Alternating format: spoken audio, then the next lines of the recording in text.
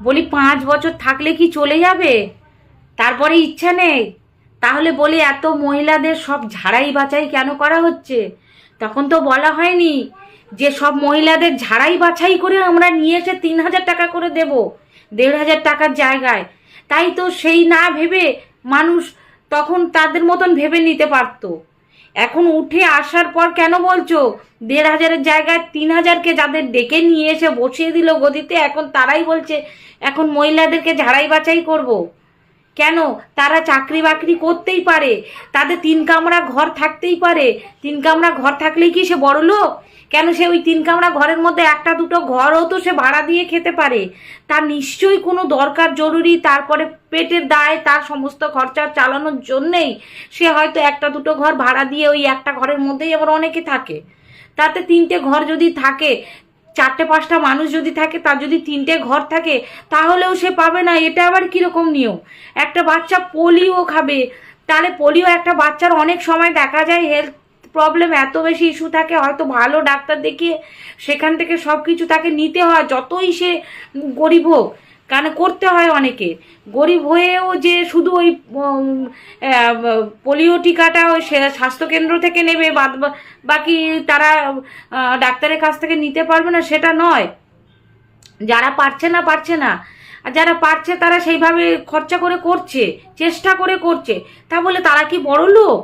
যারা স্কুলে যাবে, স্কুলটা হয়তো দেখা গেল এখন প্রত্যেক স্কুলে, বেসরকারি স্কুলে কি আর সরকারি স্কুলে, যেটা তার দূরত্ব, তার যদি ডিস্টেন্স বেশি হয়, হয়তো সেখানে 3,000 টাকা করে গাড়ি ভাড়া, সেই গাড়ি ভাড়াটা কে দেবে? সে যে বাংলা মিডিয়ামে পড়াতে যাবে, হয়তো সেই স্কুলটা অত উন্নত মানের নয়, ছিল না তো পরিকাঠামো। তাহলে মানে মানুষ চেয়েছে ইংলিশ মিডিয়ামে যেভাবে কষ্ট করে পড়াচ্ছে, সেটা কি আপনারা দেখতে পাচ্ছেন? তাদের কি পয়সা বেশি আছে? তারা কি বিশাল বিশাল বড় লোক? এটা ভেবে তাদেরও বাদ দিয়ে দেবেন? আচ্ছা যাই হোক, এবার বাড়ির দলিল, তারা তারা এত কিছু কেন? আধার কার্ড, ভোটার কার্ড, তাহলে এসআইআরটা কেন করা হলো?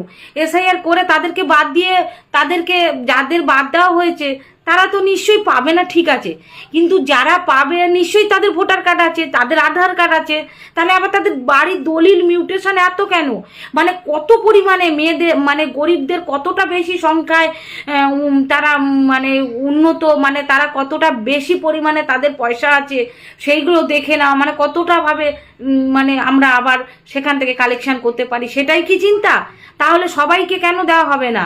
যারা সরকারি চাকরি করছে, বেসরকারি চাকরি করছে, করতেই পারে, মানে তাদের পেটের দায়। তারা একটা বেসরকারি চাকরি করলে কত টাকা পায়? কত 5,000-6,000 টাকা পায়, হয়তো সেটা দিয়েই তাদের কিভাবে চলছে। অনেকের সব বেসরকারি, সে হয়তো সারাদিন একটা কাজ খুঁজে কোনো জায়গায় একটা কাজ পেয়েছে, 2,000-2,500 টাকার মধ্যে কাজ পেয়েছে, সেটা করছে, তারপরে সেও পাবে না। এটা আবার কিরকম? মানে দেবার না ইচ্ছা থাকলে এত রকম ফোন দিয়ে আটার দরকার নেই, বলে দিন দেবো না। এবার আমরা যে সব এত ডকুমেন্ট জমা দেব, জমা দেবার পরেও আমাদের নারী নক্ষত্র যা আছে সব নিয়ে নেওয়ার পরে সেটা যে পাবো তার কোন গ্যারান্টি আছে? এতে এতগুলো মিথ্যা কথা শোনার পরেও কি আমাদের ইচ্ছা হচ্ছে আবার যে ওগুলো নিয়ে ডকুমেন্টস জমা দিই? এবার সেগুলো যদি না দেয়, এটা নেই ওটা নেই সেটা নেই বলে বলে তো সবই বাদ হয়ে যাচ্ছে। তাহলে বাদ বাদ যখন হয়ে যাচ্ছে, সবকেই বাদ দেওয়া হোক। অত দরিদ্র গরিবকে অত সহানুভূতি দেখাতে হবে না। গরিবরা কিন্তু আরো বেশি বরং ভালো আছে, দেখবেন যারা গরিব মানে ওই কি বলে 20 ঘর নিয়ে আছে, তাদের পাশে একটুখানি জায়গা আছে, সেই জায়গাতেই একটু মাটি ফেলে লাউ কুমড়া গাছ চাষ করেও তারা খাচ্ছে, ঠিক আছে। এবার তারা তারা যতটা যে পরিমাণ যেভাবে খেতে পারে, একটা ফ্ল্যাটের লোক হয়তো দেখা গেল তাদের স্ট্যান্ডার্ড মেনটেন করে তারা এমনভাবে থাকতে হয়েছে বাধ্য, তাদের পয়সা নেই, তারা সেই ফ্ল্যাটের মধ্যেই কিন্তু এই গুমড়ে গুমড়েই মরছে। কেন? তাদের ফ্ল্যাট আছে, তারা পাবে না, তারা হয়তো বিশাল বিশাল বড় লোক। আপনারা দেখতে পাচ্ছেন, এত সব বলে বলে সব বাদ দেওয়ার ধান্দা বান দিয়ে করছেন, তার মানে 5 বছর বাদে আপনাদের থাকার ইচ্ছা নেই তো? তাহলে এরাই কিন্তু আবার আপনাদের ওই শুধু মেয়েরাই কিন্তু বাদ দেবে না, 5 বছর বাদে মেয়েদের পরিবারটাও তাদেরকে বাদ দিয়ে দেবে। সেটা ভেবে চিনতে সবাইকে দেওয়ার ব্যবস্থা পরিকল্পনা করুন। এবার বিশাল বড় লোক যারা, যারা অনেক বড় লোক, যাদের মান্থলি মানে 2 লাখ 3 লাখ 4 লাখ টাকা ইনকাম আছে, তারা এমনিও আসবে না, তারা এমনিও ফর্ম ফিল আপ করবে না। এইটা চিন্তা করে রাখবেন। ফর্ম ফিল আপ কারা করবে? যাদের দরকার, তারা করবে। যারা জানে আমাদের পেলে 3,000 টাকা আমরা হাত খরচা চালাবো, আমরা কিছু করতে পারবো, তারাই করবে। 1,500 টাকা যারা পেতো, যখন পেতো, তারা সেই টাকাটা দিয়ে নিশ্চয়ই অনেক কিছু করেছে। মানে করেছে কেন, তাদের কারো ছেলেমেয়ের পয়সা দিয়েছে, কারো কেউ ফ্রিজ কিনেছে, কেউ একটা টিভি কিনেছে, হয়তো এইভাবে চলেছে।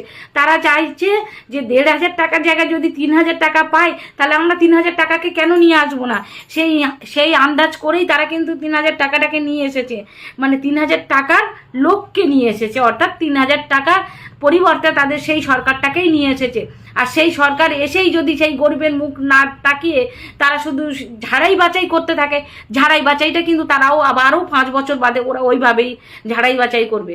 অতএব সবাইকে দেওয়ার ব্যবস্থা করার মানে পরিকল্পনাটা রাখুন। অর্থাৎ যারা নেবার তারা নেবে, সবাই কিন্তু আবার যাবে না নিতে। প্রচুর লোকই নিতে যাবে না, যাদের বিশাল অবস্থা আছে। আর কারা নিতে যাবে, যাদের প্রয়োজন তারাই কিন্তু ফর্ম ফিল আপ করতে যাবে। ওই 12 পাতা পড়াশুনো যারা মানে করেছে তারাও ওই মানে 12 পাতা তাদের ফিল আপ করতে হবে, যারা করেনি তাদের ওই 12 পাতা ফিল আপ করে তার মানে ওই 3,000 টাকা নেবার জন্য তাদেরকে যেতে হবে। অতএব সবাই নিতে যাবে না, যার প্রয়োজন সে নিতে যাবে, এটাই মাথায় রাখতে হবে কিন্তু।